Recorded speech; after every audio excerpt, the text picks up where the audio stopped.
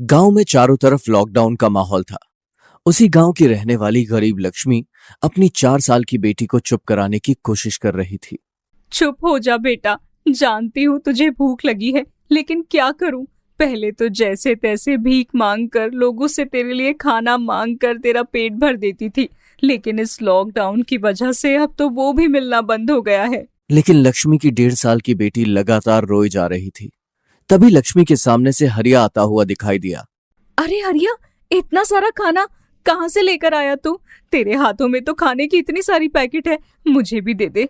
देख, मेरी बेटी कब से रो रही है। तो यहाँ क्यों भूख से मर रही है लक्ष्मी?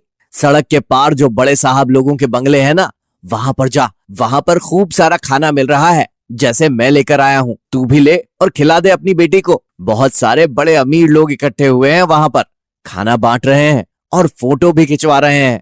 जल्दी दौड़ कर जा लक्ष्मी। क्या सच में हरिया? तू झूठ तो नहीं बोल रहा? तुझे वहां से इतना सारा खाना मिल गया?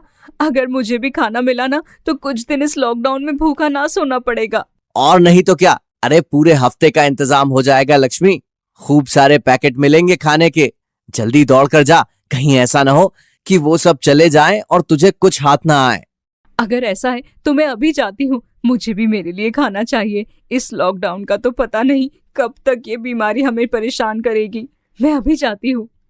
हरिया वहां से चला जाता है और लक्ष्मी दौड़ते हुए बड़े वाले बंगले की तरफ चली जाती है।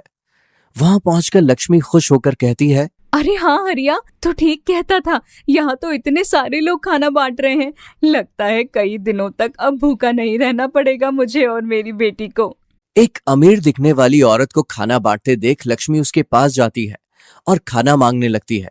उसे देखकर अमीर औरत कहती है, इधर आओ, खाना चाहिए तुम्हें? ये लो।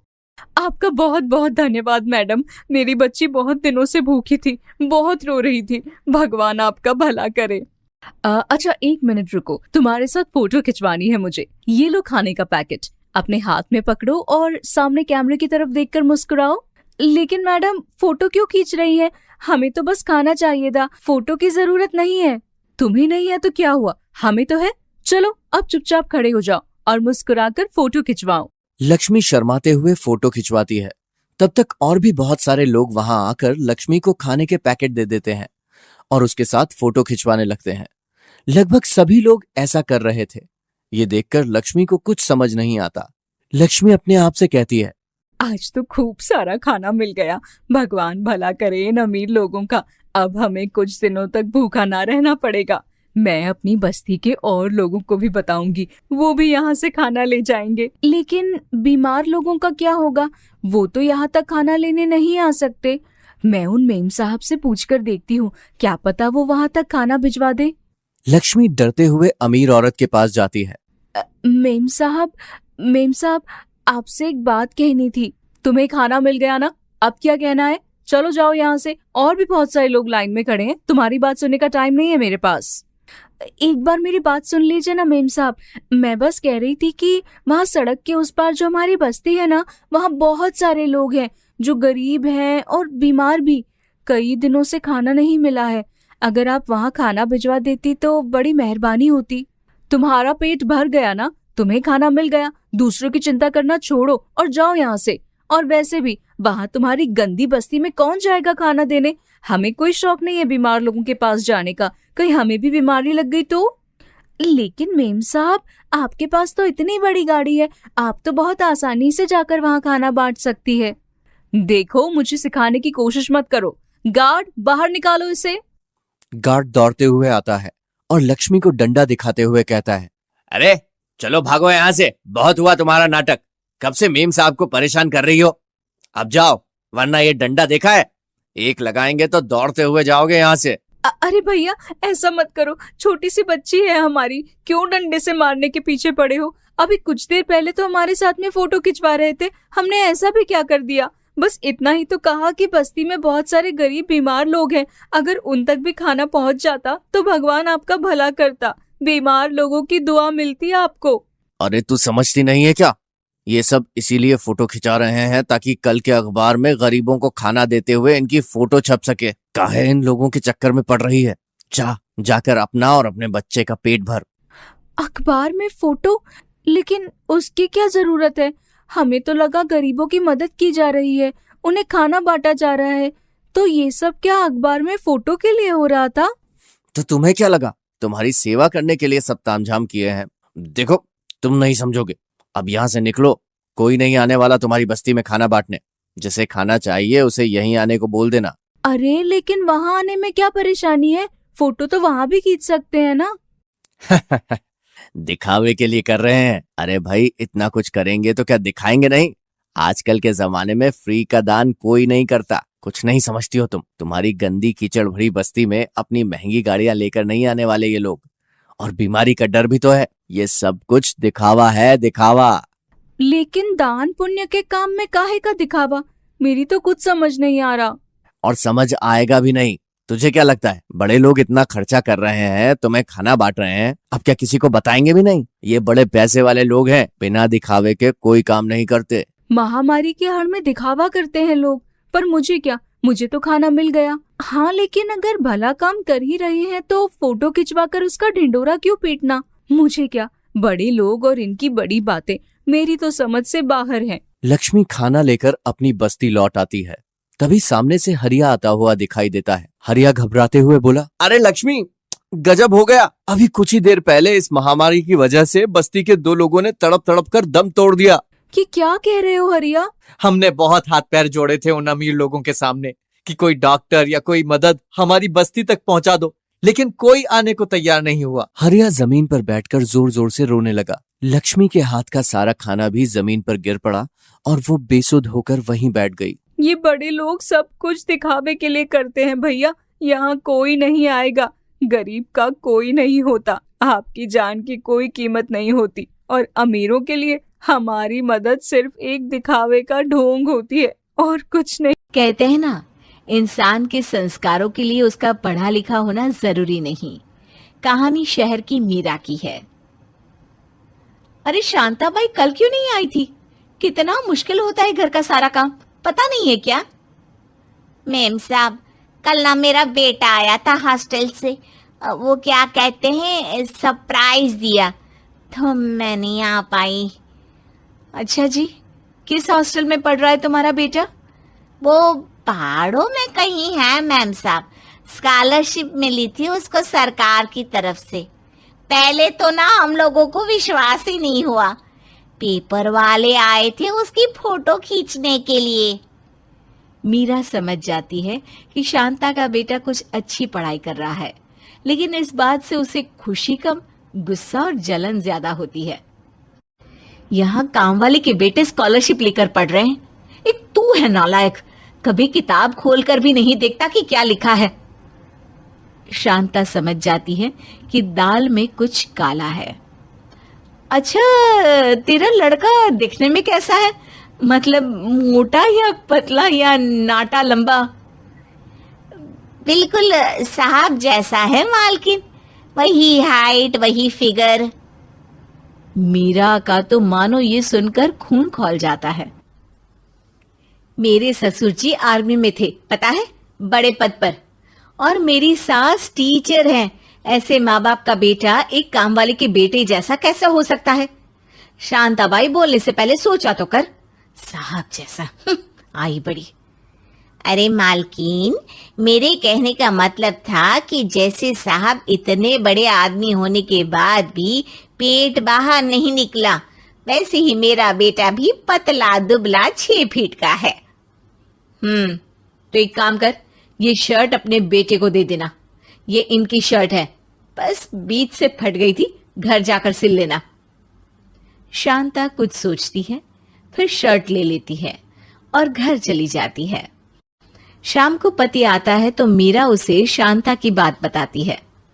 मानना पड़ेगा शांता को भाई, लड़के को तो बड़ा पढ़ा लिखा लिया। मैंने भी बेचारे के लिए आपकी वो शर्ट दे दी जो कील में फंसकर फट गई थी। अरे मीरा, वो तो बहुत ज्यादा ही फटी थी। मैं तो सोच रहा था कि तुम उसे पोछे के लिए इस्तेमाल करोगी, लेकिन वो बेचारा पढ़ा लिखा लड़का क्यों और किसके सामने पहनेगा फटी हुई शर्ट? तुम्हें तो उसका हौसला बढ़ाने के लिए नई शर्ट लेकर देनी चाहिए थी। ओ हेलो, वो शर्ट पता है ना कौन से ब्रांड की थी? ऐसा फैब्रिक तो उनके 6 जन्मों में किसी ने नहीं पहना होगा। वैसे भी इन लोगों को तो आदत होती है।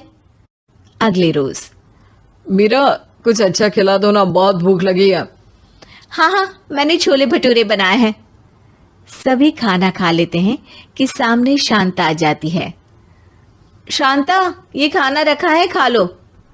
मेम साहब, मैं ये खाना नहीं खा सकती, मैं घर ले जा रही हूँ। हाँ हाँ, पैक करके ले जा। क्या बात है मीरा, ये खाना तो तुमने कई दिनों से फ्रिज में रखा था, ये उसे क्यों दिया? अरे बेटा आया है, खा लेंगे घर जाकर। वैसे भी कुत्ते को देती तो ये खा लेगी ना। वैसे भी इन लोगों की तो आदत होती है ये सब खाने की। कैसी बात कर रही हो मीरा, तुम्हें डर नहीं है अगर ये खाना खाकर उसकी तबीयत खराब हो गई तो? केस तुम्हारे ऊपर बनेगा किसी को खराब खाना खिलाने का। माना नौकरानी है लेकिन इंसान तो है ना। मीरा डर जाती है। ए जी, अब क्या होगा? बात तो आपकी सही है, ये खाना मैंने 2 हफ्ते पहले बनाया था, रोज देना भूल जा रही थी। मुझे तो लगता है कि कहीं सब्जी में कीड़े ही ना लग गए हो। ओहो यार मीरा, ये क्या कर दिया।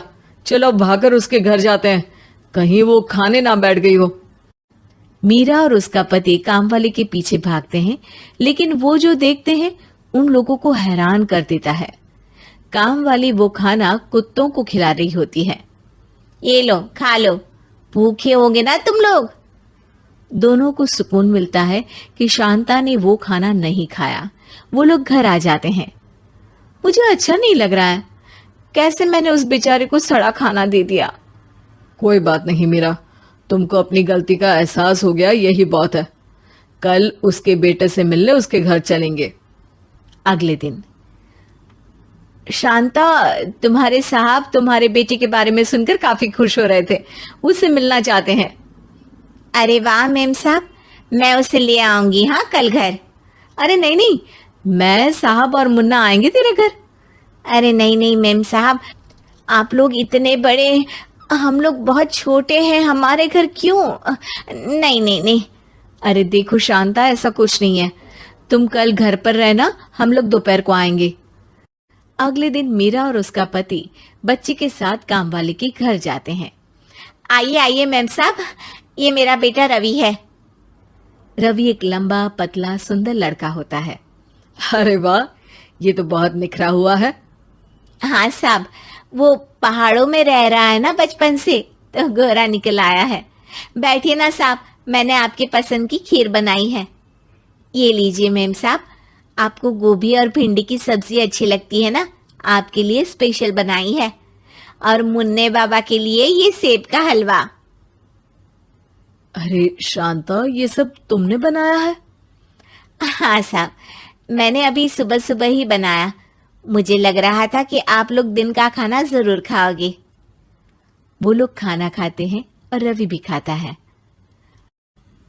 आप लोगों के लिए कुछ और लेकर आऊं? बगल में ही हलवाई की दुकान है, वो बहुत ही अच्छे रसगुल्ले बनाते हैं। इस वक्त वो ताजे ही बना रहा होगा। मैंने माँ को भी कहा है कि ताजा ही खाया करे। कभी कभी सुबह का खाना शाम को खा लेती थी। ताजा खाने की क्या विशेषता होती है ये बताया, तब से एक वक्त का खाना एक वक्त ही खाती है। अगर गलती से बच भी जाए तो जानवरों को डाल देती है। हाँ मेम साहब, मैं तो अकेली थी तो कुछ भी खाकर गुजारा कर लेती थी। पति मीरा को देखता है कि कैसे वो 2 हफ्ते पहले का खाना शांता को दे रही थी। चलो शांता, अब हम लोगों को इजाजत दो। रवि से मिलकर बहुत अच्छा लगा। जी मालिक, शुक्रिया। मेम साहब, ये मुन्ने के लिए कपड़े, कल रवि के साथ मॉल गई थी ना, उसके लिए कपड़े खरीदने, तो मुन्ने के लिए भी ले लिए। वो पहली बार जो आया है हम लोगों के घर। मैं कल जा रहा हूँ तो थोड़ी शॉपिंग कर ली। स्कॉलरशिप में हम लोगों को कपड़े के भी पैसे दिए जाते हैं। अब क्या था, मीरा को वो फटी शर्ट याद आती है जो उसने रवि के लिए दी थी। वो उस नए कपड़े को देखती है जिसे शांता ने उसके बेटे को दिए थे। क्या सोच रही हो मीरा? मैं तो बस यही सोच रही हूँ कि असल में अमीर कौन है, मैं या शांता?